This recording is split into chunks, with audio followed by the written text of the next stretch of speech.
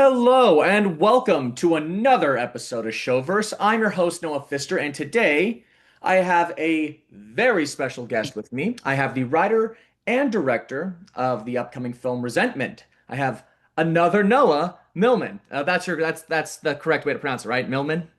Yeah, that's correct.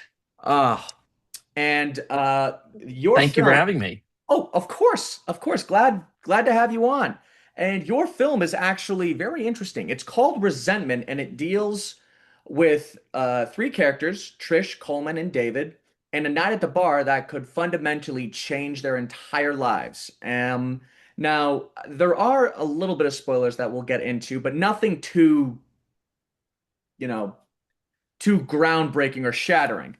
But first off, I would like to say I've had the privilege of watching your film and I thoroughly enjoyed it. And Thank you. what I actually really liked is not only the one location that this takes place in, but it is very much what I like to call, and I think I mentioned this to you before we started rolling, is that this definitely feels a little bit like a stage play brought Mm, to film. It is very character driven. It is very dialogue focused. It's very Sorkin-esque, if I can invoke his name. But what differentiates this from something, like just a recording of a stage play is the manner in which you use your editing, the manner of which and how you shoot it, and the intense direction and acting that you provide as well as your actors provide as well. And I think a lot of audiences will get a lot out of the story, considering one of the main themes is resentment. It's the name of the title. So um, it is indeed. there's a lot that I want to discuss with you in regards to this movie. But I think the first one that we should at least start out with is what was the inspiration for resentment? Where did the idea for this sort of conflicting triangle of a story kind of commence? Yeah, sure. Well, I can answer that three ways, and I'll answer all three ways. As a practical matter, I was looking for a project. I had tried to get a feature off the ground a few years earlier, and failed, and I think it was just too big a project. And so I wanted something that was small, that could be made on a smaller budget, and I felt like doing something very contained would be a way to do that. In terms of triangles, I think that's a recurring theme in my writing. If I want to psychoanalyze myself, I think it goes back to being a child of divorce. I think triangles and divided loyalties feel like a very natural emotional position to be in, and so I tend to draw them all the time. And I think very geometrically about my writing. And from the very beginning, I kind of thought of this as a sort of series of confrontations: A versus B, B versus C, C versus A, and that kind of a structure. In terms of this particular story, there's actually a personal experience. So I had an old friend who I would see periodically. He lives not that far from me. Um, Went over to his place one night and was complaining about life, complaining about writing, complaining about marriage, complaining about, all sorts of things. And he just came down like a hammer and said that I was being a coward and not living honestly, and not living the way I should, and really kind of raked me over the coals for a whole bunch of stuff. And I just kind of sat there and took it, and went home and cried myself to sleep. And the next morning, my wife turned to me and was like, "Why do you go see that guy? You always come home upset. He always makes you feel bad." And I thought, that's a really good question. Why did I stay there? And I think the answer has to be that the things he was telling me about myself are things that I already say to myself, things I already believe on some level, and therefore, sought out, that kind of abuse from the outside. I don't think he thought, by the way, that he was in any way being abusive. I think he thought he was giving me tough love of some kind, but didn't feel that way from the other side. Um, so anyway, he sent me an email the next day saying, you should write up our conversation last night. It would make a good one act play. And I thought, wow, what a jerk. But I also thought you're probably right. I sort of filed that away. And so when I was looking for a really contained idea, I thought there's a germ of something to do. Why, have these two guys and have that confrontation, where one guy is just emotionally kind of pummeling the other and the other's taking it. And that becomes the mystery. And then I had to answer that mystery for myself. Of, okay, so why is he taking it? And created a backstory and stuff that has nothing to do with me that justified him being in that and staying in that situation, and it went from there. Interesting, interesting. And going back to the whole, hey, this would make a good one act play. That kind of just goes back to earlier. Where I'm just like, this definitely Yeah, does feel like a very methodical sort of play. I And got that note a lot from people when I was writing it. I got people who read it were like, "Are you sure this is a play?" And I would answer it honestly by saying, like, first of all, I really want to make a movie, but also I'm seeing key moments cinematically, and I'm not a theater director, and so that was that was the direction I was going. no, and you still make it through your editing and your cinematography, which we'll get into later. But it's very much cinematic, especially during a couple key moments in the third act involving Trish. But overall, another thing I'd like to note is that you actually do have a couple of movies under your belt previously. You have gone fishing as well as public speaking. Hmm. Both Now, shorts, yeah. yeah, those are shorts. Now, I want to know, considering this is kind of your first mainline feature, how does it compare? Because I know everyone always says the same thing. Oh, it's just larger, or oh, there's more moving parts. But there's always certain intricacies that each person I've asked this question to has pointed out. There's always something a little different and unique when it comes to the transition between shorts and features. And I'd like to know, how does your experience working on those two shorts compare to, your work on this feature? Yeah, it's a good question. I mean, the first answer is it's just bigger, and the scope of things to go wrong and the number of moving parts is just way larger. Um, on my first short was a real learning experience. I'd never been behind a camera before. I didn't go to film school. I did do a writing program at NYU, so I had some formal training, whatever that's worth, in screenwriting. But I didn't have that in directing. So I was learning very much on the job, and it was crazy and chaotic and an enormous amount of fun and terrifying. And I wouldn't have traded it for anything. Um, my second short went really smoothly. And I think I got a little overconfident from that I was ready to direct a feature, which obviously I did, but it was harder than I thought it would be. Um, both of my shorts were shot on location. Going fishing is mostly on water, on a lake in Staten Island. Public speaking is partly in a school, and then mostly on a school bus where we were actually driving back and forth, also on Staten Island, on a highway for all night.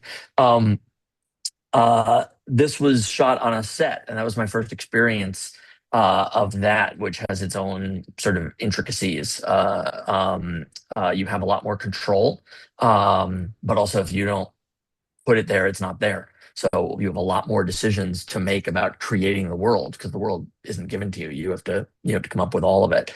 And scouting is very different. Well, we didn't actually have time to scout, honestly, but if you're on a set, right, until the set's built, you don't fully know exactly what everything's going to look like. So, whereas if you're shooting on location, you scout it and you figure it out because it already sort of exists, and then you modify it as you need to. Um, uh, it was just it's a lot longer, keeping up a certain pace and a certain level of adrenaline for 3 days is very different than keeping it up for 2-3 weeks of shooting. We had a total of 13 days of shooting. That was a 4-day week and then a 5-day week and then a 4-day week. that add up to 13? Did I do that right? Yeah. And then we had a pickup day later to get all the exteriors that you see in sort of the interstitial material shots of Brooklyn. So it's tiring. And the arc of the story is bigger, you know. You can't when you're in it, you're both your actors, I think, and you know, you're keeping track of a lot more, a bigger picture than you are on a short. On a short, you can kind of see the light at the end of the tunnel, right, practically from the beginning. Um, uh, and it's a little bit different in a feature. I No, don't know. Those are the things that come off the top of my head. oh, really? That you sure you didn't have that rehearsed? Is there a script nearby that No, I'm not seeing? Oh, not at all. Yeah. I'm not sure I believe you, but no, that's a very insightful sort of answer, and you know, especially for a film like this, people don't assume that this wouldn't be a complicated shoot, but it is. You know, there's a lot of rehearsals you have to do. There's in like just because it's all dialogue based does not necessarily make it something that's going to be easy. And on top of that, you actually did mention shooting on location. Now, this does have one location. Was this a set that Yeah. you kind of so it was a set that you rented out, or did you have a We constructed built the version? whole thing. Yeah, we built the whole thing. So that was not the original plan. The original plan was to shoot on location, and I foolishly didn't. It didn't occur to me that shutting down a bar for 12 days of shooting would be a difficult proposition. It's basically impossible. So at that point, we had three options.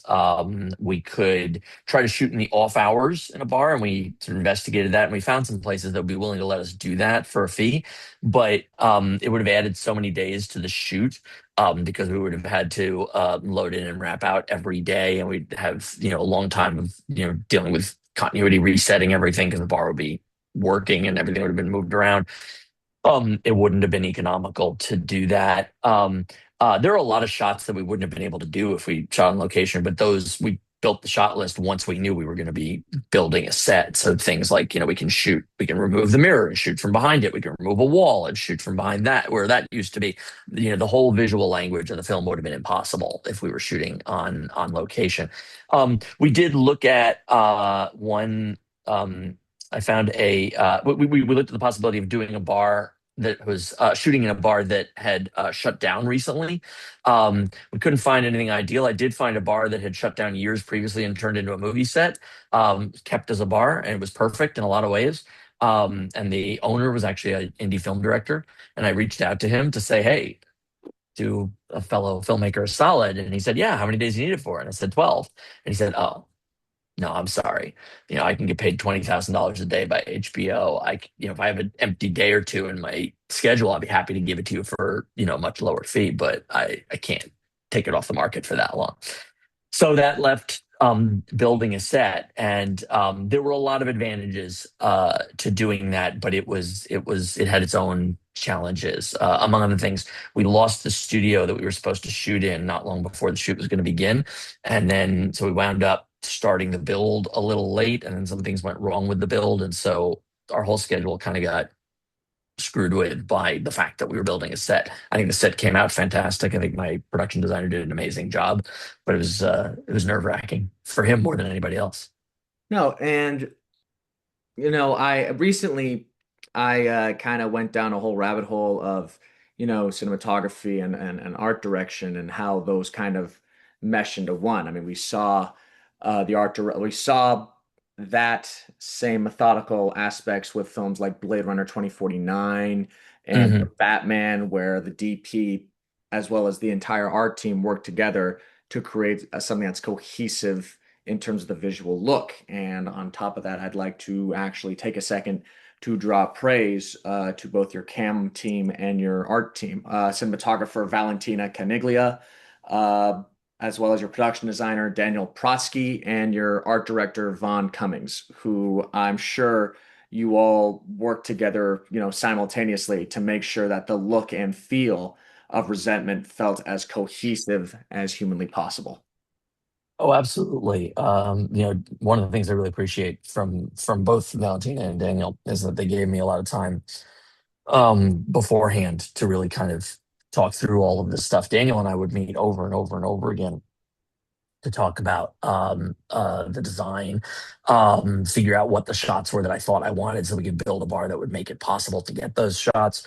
And also in terms of how it was going to be decorated. There were a lot of, as in any situation with certainly with indie film, but I think with film generally, like things happen you don't expect and you wind up having to change at the last minute. And sometimes those changes are some of the best things that happen. So for example, we had an original idea for art on the walls that was very different than what wound up happening, and that's because the stuff that came in and we ordered some things through somebody else was really unacceptable and would not work for the film.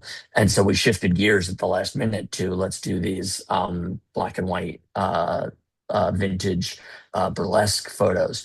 And then we thought a lot about it. What scene's going to happen right in front of this photo, and like how can we which photo do we want to pick to create sort of a second meaning, in this shot and things like that. So yeah, we had when we were designing the office where there's that the first of a couple of intimate scenes. um the Trish and David, who are a married couple. Trish owns the bar and manages it. um they live upstairs from the bar, and there's a scene where David comes downstairs to come into the bar and you see him going down the stairs. So I was like, let's put the stairs above the office. And so we built the bot. Like, it's not very realistic that this would look like this, but if you imagine that the office was built into like a crawl space that like wasn't intended to be used for anything, you could see the bottom of the stairs, coming down over their head. And I liked the way that created this kind of oppressive thing hanging down. I also just liked the diagonal line slashing across. Um, and I also liked that it sort of, tells you where you are geographically, even if it's actually kind of impossible, that it is where it seems to be. And I think it is impossible if you really tried to map it out mentally. It feels like, oh, okay, we're underneath where he was earlier in this same act. Valentina, I got to say, is a real pro. I'm incredibly lucky to have had her. And I think she worked miracles. She and her team worked miracles lighting wise, on a very, very thin budget. Um, and I got to say, like, one of the challenges in doing a film that is so dialogue driven in a single location, um, is is keeping it visually interesting. There's the risk that you just ping pong back and forth, talking head, talking head, talking head, talking head, and that's incredibly boring. Um, and so we talked a lot about what else we could do, how to move people around in the space so that we had multiple locations within one location effectively, and how to use the camera to tell part of the story. There's a lot that was also done in editing, punching in on particular shots. So there's a lot of different framings that are created in post out of a smaller set of framings that we had from the shoot, but we created a lot of them in the shoot. And also, like, I looked at a lot of films that were set in one location, old ones like Who's Afraid of Virginia Woolf, which was a huge influence for me on the film. 12 Angry Men, which is obviously thematically and a very, very different kind of film, but is also incredibly contained and totally dialogue driven. More recent films like Tape, is the Richard Linklater film, which is all in like a little hotel room and is similarly triangular, although the woman doesn't show up until fairly late in the film. But, so I'm trying to collect ideas about how do you make these kinds of things cinematic. No, and I think it all does pay off relatively well. I mean, for the most part, everything feels dynamic, everything feels unique, and everything overall meshes really, really well, especially considering the fact that this film, for those of you that are watching, you're probably hearing, oh, this all takes place in one location and it all feels like some sort of big, stage play brought to screen. Not really, no. In fact, in terms of the film structure, it's actually broken into three separate short stories. If I feel like that's kind of a best way to describe it, as each part kind of focuses on someone else. It focuses on David, it then focuses on Tristan, and it focuses on Coleman. Now, was that the you mentioned that earlier that you wanted to write something, and you actually had initially what was described as a first act play, or rather a one act play. So I'm guessing, did you just kind of go from there and then think, you want to know what? I feel like if I break this up into three distinct parts, then, I'll have something cooking here, or was it just something that evolved naturally as you kept on adding more and writing? Yeah, no, it was when my friend said, you should write this up, it would be a good one I play, like that would have been the equivalent just of sort of the first act of this movie. Although obviously it would have been different because, I don't, the whole story, the nature of there is no triangle involving me and my friend, and the nature of the rest of the story is has nothing to do with me. But just that initial sort of dynamic between those two guys was kind of the starting point.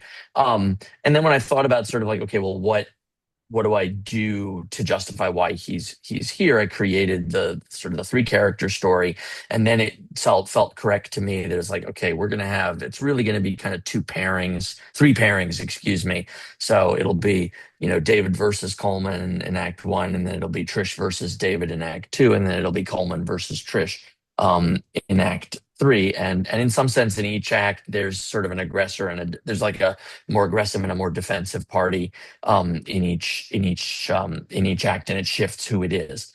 Um, but but I like that you said it feels like three separate short stories. They're obviously very closely connected. It's one story, but we sort of leaned into that in the titling, and we leaned into that in the way, since each takes place at a different point in time. First in the afternoon, the second in sort of the peak hours around 10 o'clock, and the third in the wee hours of the morning. Um, they really do feel like different kinds of stories. And I actually, another film I watched to sort of think about that, about how do you do sort of a film that has a sort of triptych quality to it, was Wheel of Fortune and Fantasy, which is Yamaguchi's film, came out the same year as Drive My Car, which is his more famous film, where they are really three totally unrelated stories, but they are thematically nonetheless related, even though the people aren't related to each other. And so I wanted to see sort of how that felt. No, and I think that works really, really well, especially with how the film is paced. Each singular act, which, it's weird to say, oh, these are all three acts, but, say what you will about that. But I love the way that it flows. No singular act of the film overstays its welcome. And as much as I would love to draw praise for you on that, I also would like to draw praise to your editor, Emil Benjamin, who I'm guessing slaved away for hours trying to make sure that everything was edited and paced properly. So I guess moving to, I know we're skipping past the acting parts and the actual We can filming. skip back. We can skip back. We'll get back to that, but I actually do want to know about what was the post-production and editing like, especially working with Yeah. Emil Benjamin, who actually has more of a background in directing and writing than he would over being an editor, at least from the research that I did. Yeah, Emil's done some of everything. He originally was an actor. He's written a number of screenplays. I believe one is scheduled to go into production. He's not going to be directing it next year. He's edited a whole bunch. Some of it's not credited work, which is probably why you don't see it. And he's directed, co-directed. He also shoots. He wound up, when we did that pickup day, he was the second team, doing shooting all of the interstitial material. Actually, it was him and my son, who was the AC and actually has his own camera with him, so he did some of the shooting as well.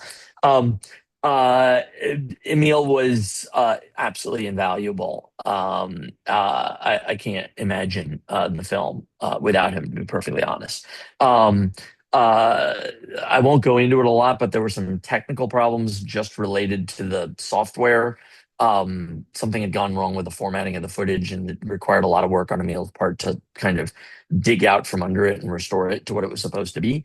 But just from the creative side, I think he brought an enormous amount to the table. And the edit, more than usual, was fine cutting, but there was a lot of fine cutting to do. So, usually you first get an assembly that's like, here's the story just sort of laid out in the most basic way. And then you try to break it and you say, like, okay, we don't really need this subplot, or we need to introduce this character sooner. Can we move this scene around or whatever? Not everybody does that, but that's one of the things you can do in editing. In a film like this, where it is so linear and so dialogue driven and so contained, there really wasn't an opportunity to play those kinds of games. We really knew what the story was going to be. We knew the order in which it was going to be told, and so a lot of the work besides you know the baseline stuff of picking the best take and then trimming it the right way, um, and cutting out bits that are slow or aren't necessary. There was a lot of playing with the footage in post to punch in, to add movement, things like that. And he and I sat together on a lot of this, but he did a whole bunch really in the very first cut that I saw that already moved us pretty far in the direction that we needed to go. And I would love to collaborate with him again in any capacity. We had a great time working together and sitting with each other on this. So And what I'm also wondering is that you said there's a lot of fine trimming, a lot of fine tuning. What was the work print version of this film? How long did that stretch? Was it a matter of how like, long were we working on it? no, no, like the work print, as in like the initial, you threw How, everything lo- how, together. how Yeah, long was the first cut? yeah, right. First cut was like 2 hours. Oh, wow, that's a lot of fine shaving. Yeah, but that's pretty normal. I mean, the only thing that's weird is that like the ratio of how where we wound up to where we started is I think pretty normal. I think the main um thing that's unusual about this one is that um uh a lot of the cutting, so much of the cutting was fine, right? Usually it would be like, okay, well, we cut these three scenes and that's a lot of why it shrank. But in this case, yeah, It was a just lot of shaving. it was just Cutting trimming a down line here, scenes a cutting a little bit. pause there. Yeah, there's a lot of that. There's a lot of that. Yeah. And going back to it, Editing, I mean, there were a lot of technical things that were difficult in the edit. Like Act Three, which I think in many ways is my favorite part of the film. Um, we had shot almost entirely Steadicam, and that's because these two characters are kind of dancing around each other and they're dancing with each other, and I wanted the camera to dance with them. And But the consequence of that was that there's a lot of motion, and if you cut between two shots in which there's motion, you now need to make the motion match. So you're now not just thinking about, okay, um, eye lines and things like that, and what's the best performance and so forth. But you're also thinking about, was the camera moving this way, and now is it moving that way, and like, is it So it was a real challenge. I also, we talk about it being play like. I really wanted the performances to breathe, and I think that the film benefited from that.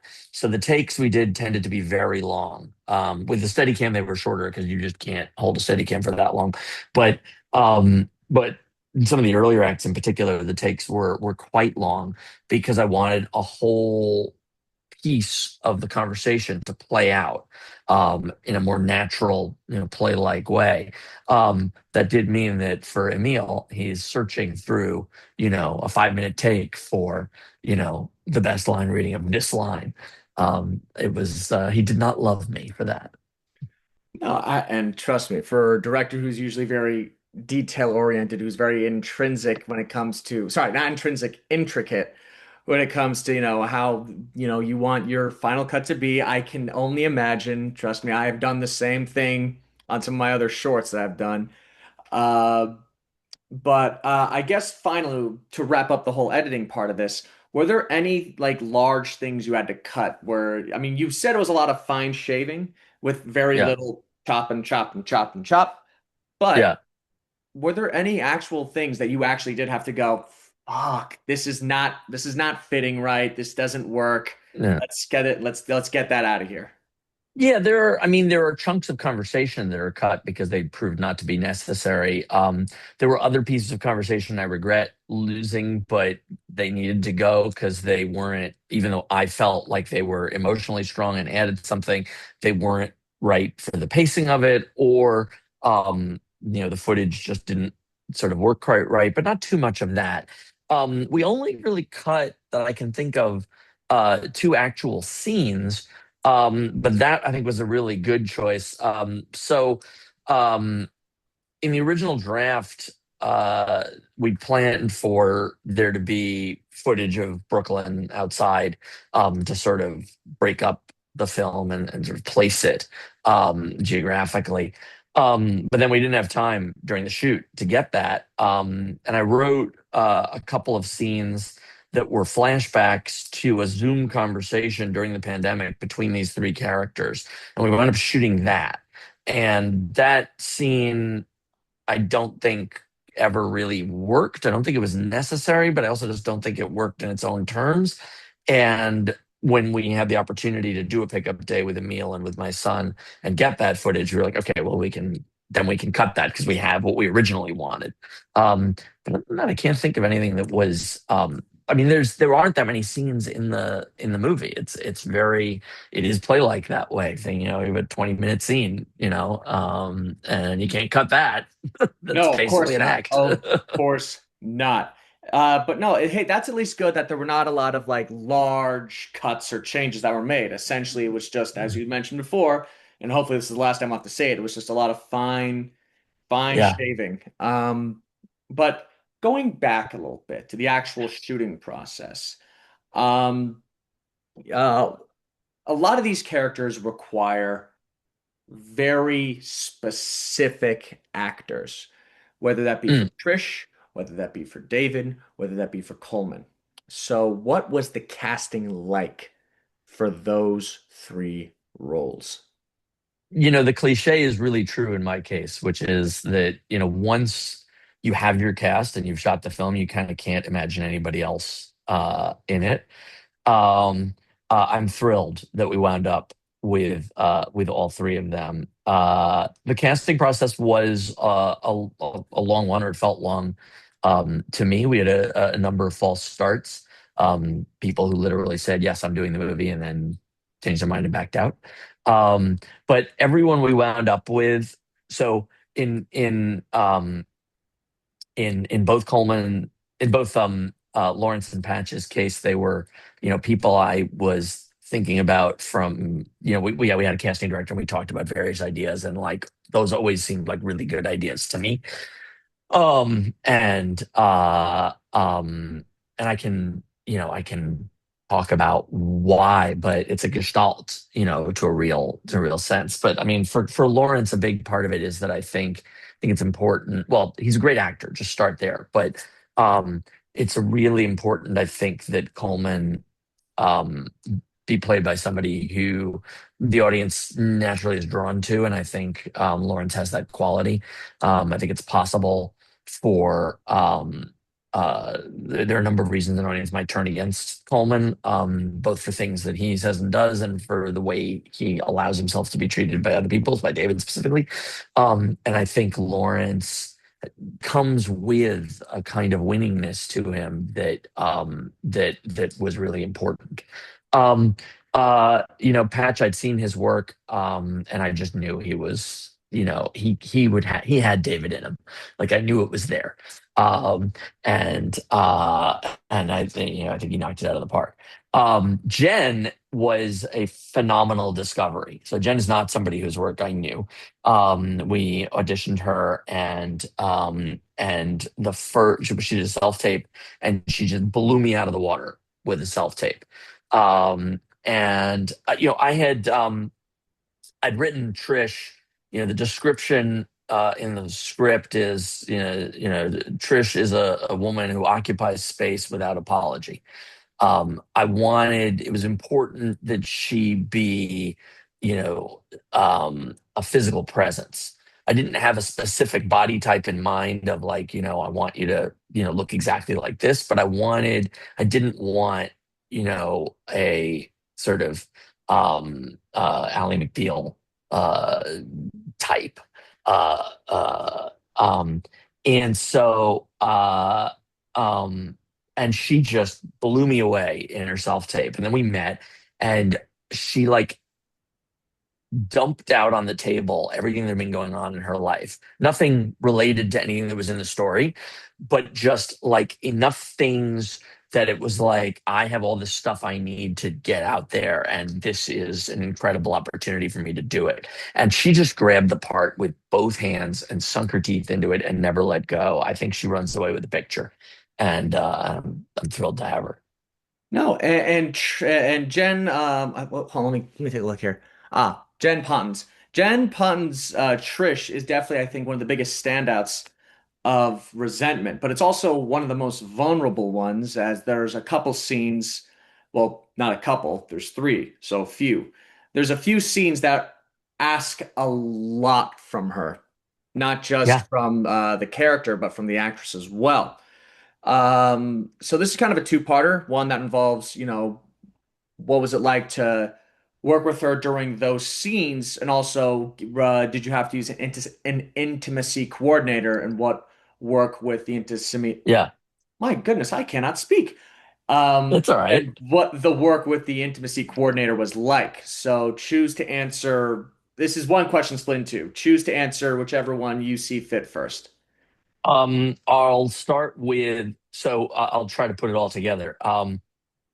We did a second audition with Jen in person, really just to see how she moved, because she didn't have the opportunity to do that in the self tape, and it was also an opportunity for me to see like how are you willing to go there, and boy was she ever. We had a choreographer work with her who was a friend of hers who she brought to the table on the sequence on the bar, which we then had to change at the last minute because the bar turned out to be um, narrower than we realized in rehearsal. We did not get a chance to rehearse that scene on set until it was time to shoot it. And so we needed to change the choreography so she was just because of that. And it had all sorts of follow-on effects. And she just rolled with it and like, okay, we're doing something different. And she came up with something different with her choreographer like on the spot. Um, uh, the are there were actresses who we reached out to earlier in the process who um were sort of torn on the very subject of these sort of more physically vulnerable um situations, where they were not they were drawn to it, and then they were also nervous about it. And I just give Jen an enormous amount of credit that she was never nervous about that vulnerability. I think she knew that she was very centered emotionally. She knew who she was. She knew why she was there. I also give a lot of credit to our intimacy coordinator, who was wonderful. I have heard absolute horror stories about intimacy coordinators, and I basically divide that universe into two categories. And I'm really grateful that I haven't worked with any in the first category. Um, the first category are people who view their job as being a branch of HR. So their job is to keep the production from being sued, and therefore they're not really focused on the actor's experience. They're really focused on the production's liability. And I had an actress who we were talking about for this part tell me that she had to throw the intimacy coordinator off set when she was filming a set sex scene for, I think it was an Apple TV show, because the every time she and her scene partner tried to play, tried to do something, the intimacy coordinator would say, "Stop, we got to get a signature. You're both okay. Okay, sign here." And she's like, "This, we can't act under these conditions. This is insane." Allison, who was our coordinator, Allison Novelli, was fantastic. They were very, very focused on the actor's experience, on creating an environment where they felt comfortable and that they could trust. And I think that's, people talk about sort of a safe space. And I think what makes a set safe is the feeling I can trust all the people here. And because I can trust all the people here, I can take risks, right? Because you need to take risks. You need to take emotional risks. Sometimes you have to take physical risks. Obviously, if they're literally physical risks, you need to be literally safe. Right. But on an emotional level, you're putting yourself in a very vulnerable position, and you need to trust that when people play, they're going to play in that spirit. And Allison was amazing at creating that environment. And then they wanted me to get the scene, and all of my actors were 100%, on board with that. There was no drama and no. There was a lot of collaboration, but there was no like conflict. No, that's really good. And it's actually interesting you bring that up because a lot of I'm reading more and more every day that there are just horror stories of, intimacy coordinators overstepping and not allowing the art to get made. So, it's always nice and refreshing to now hear at least a couple good stories. Because I mean, the last couple of interviews I've done, thankfully they're like, oh yeah, the intimacy coordinators were really nice and they were thankfully very easy to deal with. So it's nice to know that maybe, in this new age of Hollywood, we are now kind of seeing a much more laxed version of that role, who's yeah working in that means of HR, but also working with the filmmakers to make sure that the art feels If you had a authentic. fight, yeah, if you had a fight coordinator who thought that their job was just, getting signatures, right? Yeah, And making sure that everyone signed off on everything, you'd be like, that's not the job, right? You're supposed to be helping, like, choreograph the scene and figure out how it's going to go, and also make sure that when people are waving swords in front of each other, right, nobody gets stabbed in the eye, yeah, right? But we have to wave the swords in front of each other, right? exactly. And It's it's like like that's the analogy. no, and what's really interesting is that um, someone pointed out recently, I can't remember who, but I've now it's like the glass shattering. I'm just like, wait a minute, yeah, that's actually kind of true. Um, there are a lot of shows and movies that I've watched that have had sex scenes in them, and I think like only a third of them, you're like, oh wow, this feels passionate. This definitely Yeah. feels like it fits the story. It's raw, it's real, it's nice. And then you watch other scenes, and you're like, am I watching a scene from The Room? Like, well, what's going on here? This feels so staged.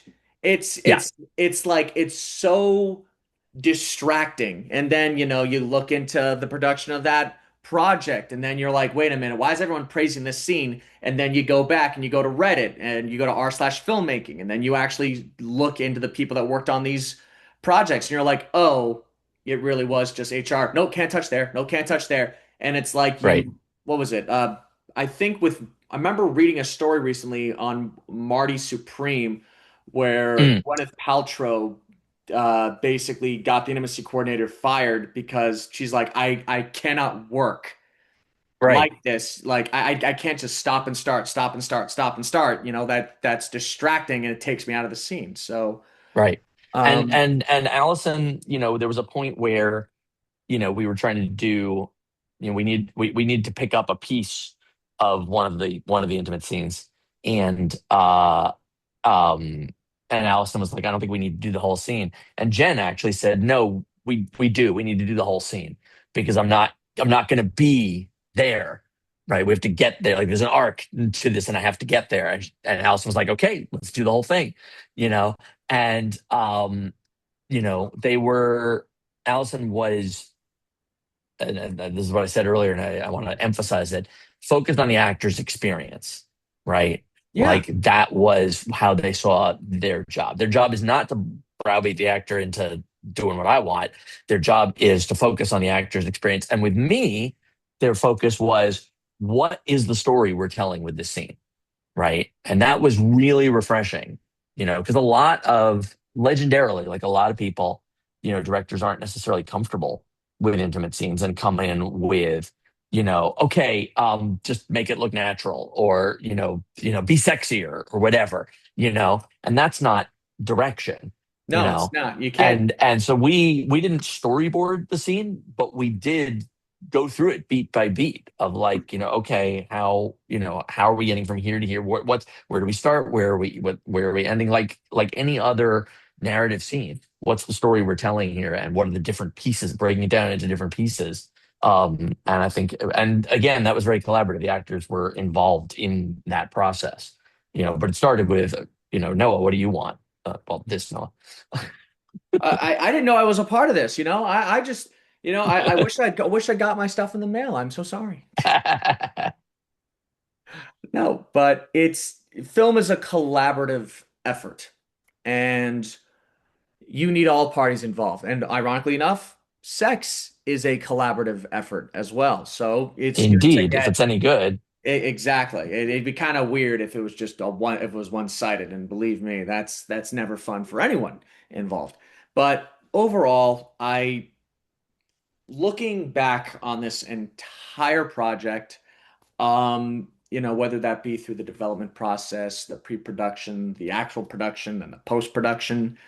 This is such a standard question, but I gotta know what, and you know what? Let me put a stipulation in this question. You can't say, "Oh, I'm just glad the film got made. I was so happy once it was finally released." That's fucking bullshit. I do not want to hear that because that's such a go-to answer. Pardon the language, obviously. But what was your That's good. favorite part of this entire process of making Resentment? Oh, I can't narrow it down to one thing. I really can't. I had there were good times and bad times. There were very difficult moments and wonderful moments. And there were wonderful moments at every point in the process. I had a fantastic time working with my I will say working with my actors in pre-production and on set was one of the peak things. Like that's one of the things that I loved best about doing this was working with not just all three of them, but with all of the smaller parts and the extras as well. Like I just loved it. And they were all just lovely people.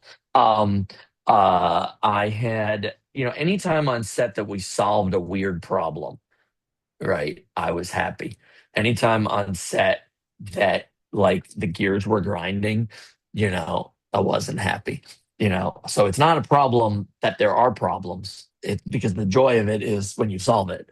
Um, so like I was talking about how like we had to re-choreograph like the whole bar scene, the whole scene on the bar. Uh, I was freaking out about that. And then we started shooting it, and I was like, this is working. This is great. Great. Here we go. We had at one point, the Valentine and I had this, there was a point we had to change a shot. The only way to get the shot we needed was to um, raise the camera as high as it could possibly go on the stand that it was on, and then use the stand as if it were a dolly, like just sort of dragging the camera along because we needed to have the camera all the way up here and we needed it to move. And like that was the only way to get it. And it was like, you're not supposed to do this. All right, here we do it. We got in the pickup day, we got a drone shot of a subway going over the Manhattan Bridge that I think does an enormous amount to make the film feel, bigger and rooted in the real world. And I was like a kid in a candy store as we were shooting that. It was definitely not legal. It's definitely guerrilla filmmaking there. The I all of the time that I spent with Dan, with my production designer, in like whatever you call the phase before pre-production, when we're in pre-production or whatever, when we're designing, the set and just talking about, what the feel of the place is going to be and how we're going to shoot it. I was collecting liquor bottles from everyone I know. Like, all my friends were like, if you have a bottle of whiskey, like give me the empty. Like I had like piles of them in my apartment, waiting for over the course of like a year that I was just collecting bottles and bottles and bottles so that the bar felt like it was, it had some personality because I have friends who drink some, you know, occasionally odd stuff, and like some of Right. that's on the shelves. Like I could go on and on. There's and the whole editing process, I have to say, like that's my favorite part of the whole process, honestly, is the editing because it's still collaborative, but it's constant progress, right? It's getting better every day. And Well, that feeling is, and that feeling is great. So yeah, I would do it well, again. all that's actually what will bring us to our final question, which, Ah, you know, you hope to do this again. Is there something down the pipeline that I, there's, as well as, yeah. yeah, anyone else can be on the lookout for? And can you share any details? That's also important. I can't really share details because I don't have anything that is on the train is moving down the track. And frankly, if it were moving down the track, I would probably be even less able to tell you details. But the feature I tried to get off the ground a few years ago, I still want to make. That's a bit bigger. If we can land the right leads who could justify the budget for that film, I'm going to be racing out the door to make it. I've got another similar budget film that I'm talking about making, possibly collaborating with Emil on.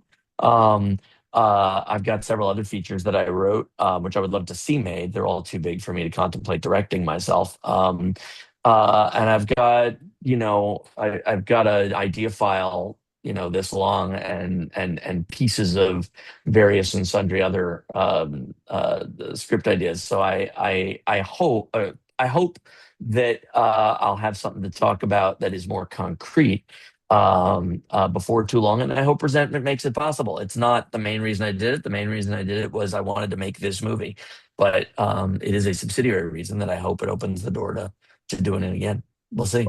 Well, Noah, I surely hope that I'll get to talk with you again about whatever project you plan on making. And I hope that development, production, all stages of it go swimmingly, though this is film we're talking about. Nothing is ever going to go swimmingly. But No, on that note, Noah, thank you so much for stopping by and chatting with me about your wonderful film. And for those of you watching, uh, information about Resentment, including where to watch it and any information in regards to Noah and the film, will be in the description below. Please feel free to check it out. It is well worth your time and well worth your money.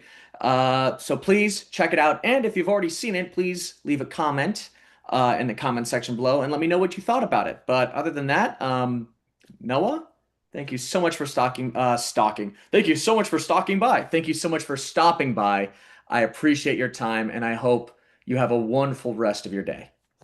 thank you, Noah. I appreciate you having me, and I hope you have a wonderful rest of your day. Oh, shucks.